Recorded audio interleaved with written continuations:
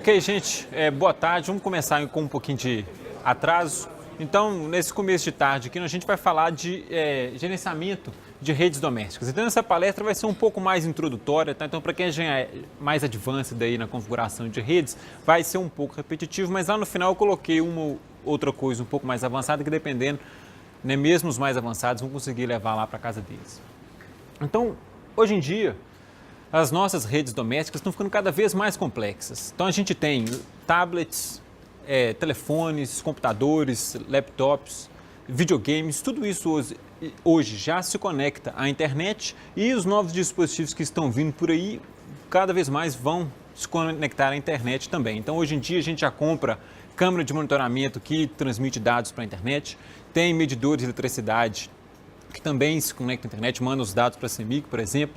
Vários tipos de equipamento de fitness agora está vindo com conectividade à internet, também já manda lá quantas calorias você queimou para o site lá que fica gerenciando isso daí automático. Então isso daí vai vir agora cada vez mais. E esses dispositivos que a gente tem na nossa casa, eles se conectam todos ao nosso roteador doméstico, e o roteador doméstico é que faz o intermédio entre os dispositivos dentro da nossa casa e o resto da internet. Então, para mostrar como que essas redes domésticas estão ficando cada vez mais complexas, eu tenho um exemplo real aqui de um colega nosso do departamento, tá? Então, isso aqui eu fiquei, de verdade, eu fiquei sabendo recentemente. Então, esse colega nosso aqui do departamento, esse professor, ele tem, claro, internet na casa dele, então coloquei o gatewayzinho ali.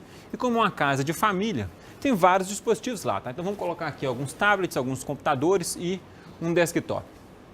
Como ninguém é de ferro, tem um videogamezinho lá também, ok? Então, como a casa é de 2 andares, o Wi-Fi não chegava em todos os locais do jeito que ele gostaria.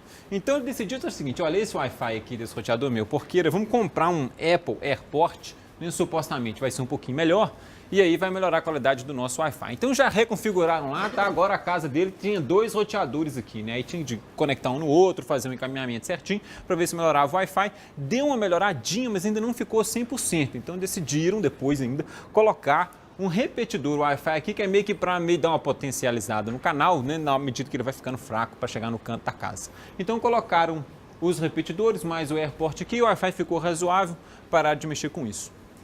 A outra coisa que eles colocaram lá na casa dele né, hoje em dia no Brasil, todo mundo reclamando do problema de segurança, né, está ficando cada vez mais complicado. Então, em apartamento, a pessoa já está roubando, em casa deve ser mais perigoso ainda.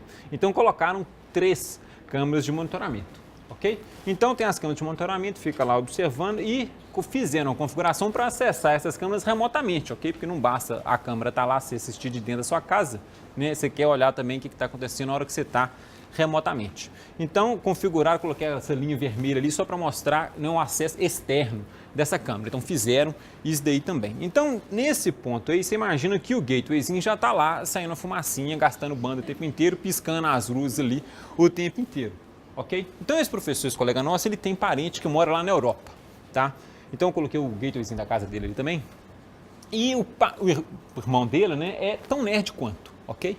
Então o irmão dele virou para ele: olha só, professor, a gente tem que fazer o seguinte, tem que fazer um backup aqui para ter segurança dos nossos dados, ok? Então eu salvo os meus dados na sua casa, você salva os seus dados na minha casa, e aí se a nossa casa pegar fogo, os nossos dados estão salvos aí na casa do outro.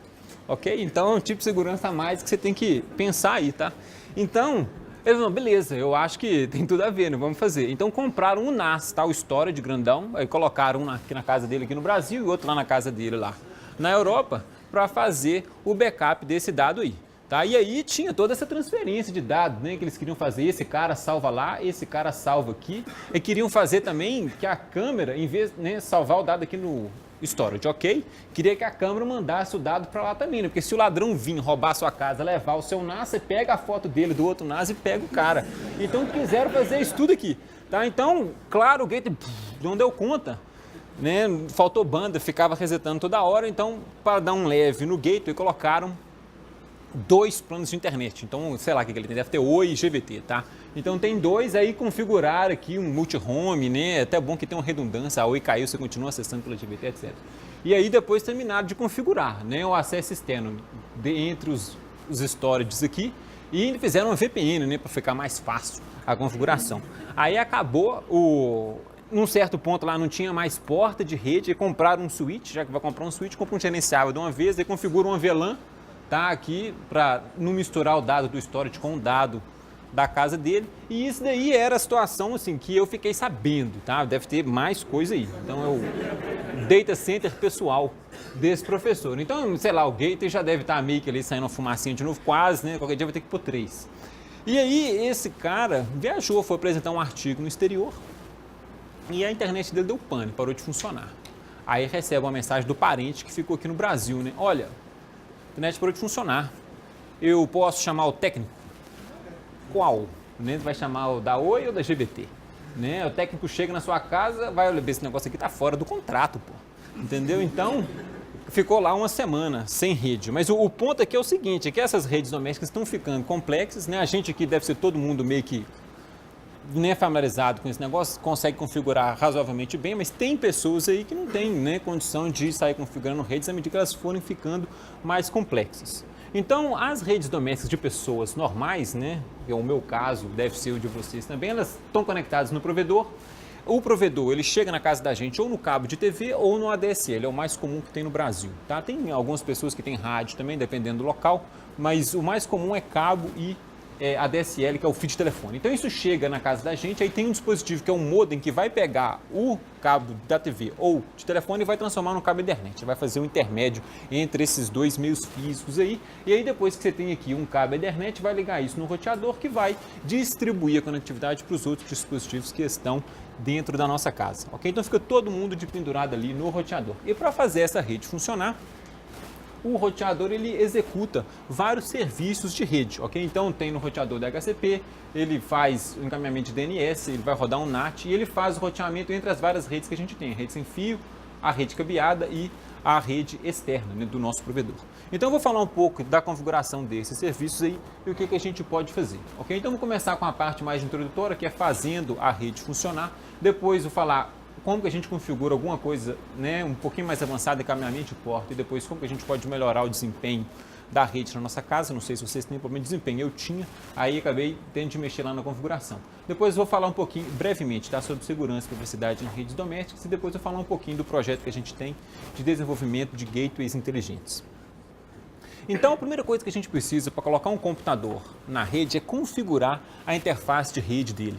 Ok? Então, a interface de rede precisa de 3 informações principais. Primeiro, precisa de um endereço IP, que é o endereço que ela vai utilizar para mandar e receber dados. Ela vai precisar de um gateway padrão, que é o dispositivo para quem a interface manda o dado, e esse dispositivo vai tratar de mandar o dado para o resto da internet, ok? Então tem que ter aqui um gateway padrão e tem que ter um servidor DNS para a gente, humanos normais, conseguirmos usar a internet com os nomes que a gente conhece, ok?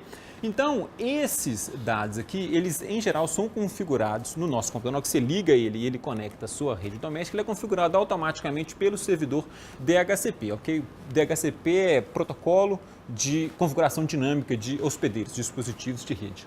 Então, isso daqui é a tela de configuração de uma interface de rede do Windows. Ela tem tudo isso que eu falei aqui, ó. Tem o endereço IPv4, ele tem aqui o gateway padrão e ele tem o servidor DNS também, tudo configurado direitinho. Então, com esses 3, você consegue colocar o seu computador na rede doméstica, ok? Você consegue comunicar com os outros dispositivos dentro da sua rede ali. Se o seu computador não for configurado automaticamente, que em geral é o caso, você vai ter de fazer essa configuração aí na mão, ok? Tipo Rambo. Aí, a primeira coisa que você tem que fazer é descobrir qual que é o gateway, o IP do seu gateway. Então, se for a primeira vez que você estiver ligando o gateway, por exemplo, esse IP vai estar no manual ou então vai estar colado nele, numa etiquetazinha. E aí você configura aquele campo do gateway padrão com o IP do seu gateway, tá? Essa informação aí você já tem. Aí você tem que colocar um IP na interface, você pode pegar qualquer IP que esteja na mesma rede do gateway. Então tem uma série de regras, tá, para saber se um IP está na mesma rede ou não. Para não precisar ficar explicando todas essas regras aqui, se o IP do gateway for, por exemplo, 192.168.1.1, o IP que você pode colocar na sua interface é quase igual, tá? Você começa com a mesma coisa, 192.168.1, e aí você muda só o último número aqui, passa de 1 para 2. Então esse IP vai estar na mesma rede e aí você vai conseguir comunicar com o gateway. E para configurar o DNS que você vai precisar também, eu sugiro vocês decorarem o DNS do Google, esse 8.8.8.8 aqui. Toda vez que você precisar de um servidor DNS, a gente vai voltar nisso daqui a pouco, você coloca o servidor DNS do Google lá, resolve o seu problema. Então, se você fizer isso daqui, o seu computador entra na sua rede doméstica, tá? E aí você consegue comunicar com o seu gateway. Aí depois que você estiver comunicando com o seu gateway, você pode acessar a interface dele de configuração. Então, os gateways atualmente, eles em geral têm uma interface web que você loga lá, admin, e aí você começa a configurar o seu gateway. Tá? Então isso daqui é a parte de configuração do DHCP do meu gateway. Então assim, não varia muito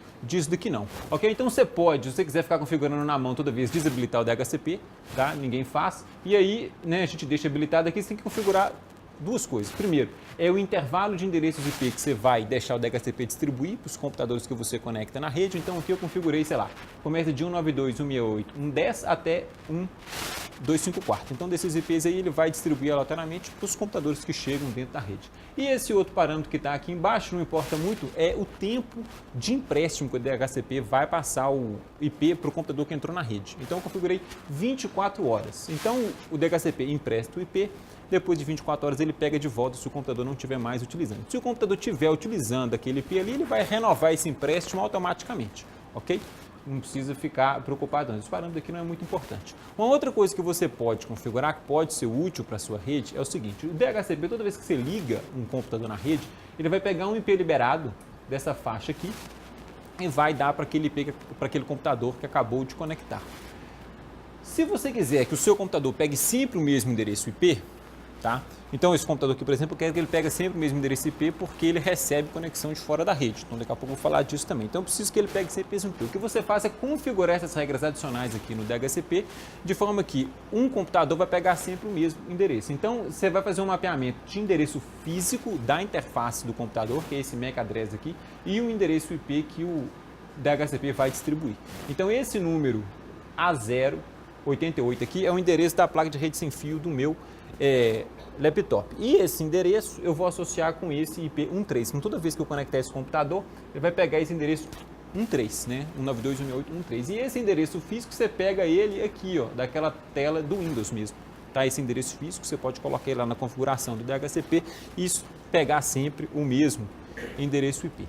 Ok? Então depois que você configurou o DHCP, o seu computador ele entra na sua rede doméstica sem você precisar fazer nada. Então esse é o primeiro passo. Depois que o seu computador entrou na sua rede doméstica, o próximo passo é garantir que a sua rede doméstica ela entrou, digamos assim, na internet, ok? Que você consegue trocar dados com o resto do mundo.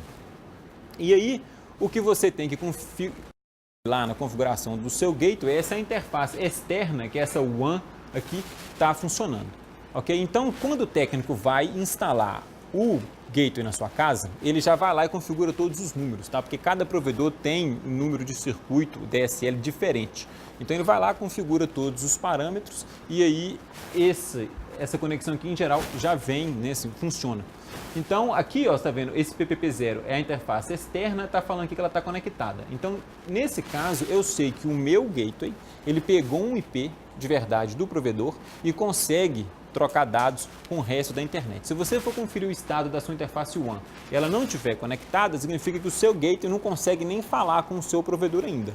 Ok? Pode ter um problema de autenticação, por exemplo, na camada, né, do ADSL. Então você vai ter de ligar para o seu provedor para verificar se tem algum problema no ADSL ou se é algum erro de configuração no seu gateway. Então se você tiver de reconfigurar no seu gateway, se você comprou um novo, tá? Eu sugiro você pegar a configuração do antigo para copiar para o novo, que você tem que verificar os números de circuito, né, que o provedor usa no ADSL para passar para o gateway novo. E né, se isso daí não funcionar, você pode sempre ligar para o suporte, eles vão te falando o que você tem que colocar de senha e o que você tem que colocar de número de circuito para o seu gateway conseguir autenticar no ADSL e aí você vai conseguir conectar essa interface externa aqui.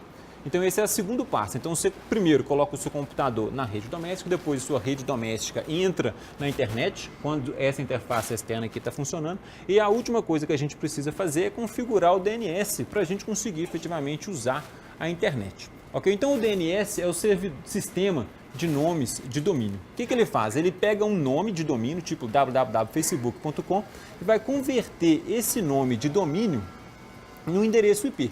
Tá? Então a gente, né, não decora esses números IPs, a gente só decora os nomes. E aí tem esse sistema para ficar convertendo isso daí para a gente, é para facilitar. Se a gente fosse tudo, o Sheldon ia acessar tudo direto com o IP. Mas, né, a gente usa o DNS para fazer isso para a gente. Então, para a gente testar se o DNS está funcionando, é relativamente fácil. Primeira coisa que você faz é o seguinte: você manda o ping para um IP que você decorou. ok? Então, se você não decorou nenhum IP na sua vida, decora o DNS do Google, aquele 8888, e ele vai servir para testar isso também. Então, você manda o ping no 8888, se a resposta voltar, significa que o dado foi lá para o meio da internet, chegou no servidor do Google e voltou para você. Então, a sua rede está funcionando, tá? Não é problema de rede. E aí, depois você testa um ping para um nome. Aí, você manda o ping para o servidor do Google, por exemplo, www.google.com. O que vai acontecer? Antes do pacote sair na rede, ele vai ter de ser transformado nesse nome num endereço IP pelo DNS. Então, se esse nome não for transformado no endereço IP, o computador não consegue mandar o pacote se não recebe a resposta. Então, isso daí é como que você testa. Você manda primeiro um ping no IP direto, depois você manda um ping usando o nome. Se o primeiro funcionar, no IP direto funcionar e no nome não funcionar, problema de DNS, ok? Como é que você resolve o problema do DNS? Você configura o DNS do Google, ok? Até você, né, aí a sua internet volta a funcionar, aí você procura outra solução melhor se você quiser, mas o DNS do Google tem muita gente que usa o tempo inteiro, tá? Não tem problema não. Então esse número aqui salva vidas, ele vai resolver esse problema de DNS que acontece direto, tá? Assim, né, esse aqui é um dos problemas comuns que dá em redes. O nosso provedor, o gateway, desculpa, ele recebe o DNS do provedor por padrão, tá? Então o gateway ele conecta lá no provedor, aquela interface WAN. Na hora que ele conecta, tem um DHCP do provedor que vai passar para o nosso gateway o DNS do provedor. E aí a gente usa o DNS do provedor porque é o DNS que está mais próximo da casa da gente, ok? E aí o DNS que está mais próximo vai deixar a sua internet um pouquinho mais ligeira, digamos assim, tá? Se você mudar para o DNS do Google, vai ficar um pouquinho mais lento, porque o DNS do Google está um pouco mais distante, tá? Então, assim, vai dar uma impressão que está um pouco mais lento, mas não é muita coisa não. Se o seu provedor tiver o mau hábito de ficar te dando propaganda toda vez que você digita um endereço errado, então a Velox faz isso, pelo menos lá na minha casa, tá? Se digita um endereço errado, ela te manda essa tela de propagandas aqui com sugestões de outros endereços que você não queria acessar. Ok? Aí, se você odiar esse negócio aqui igual eu, você pode configurar o DNS do Google em vez de ficar usando o DNS do provedor. Ok?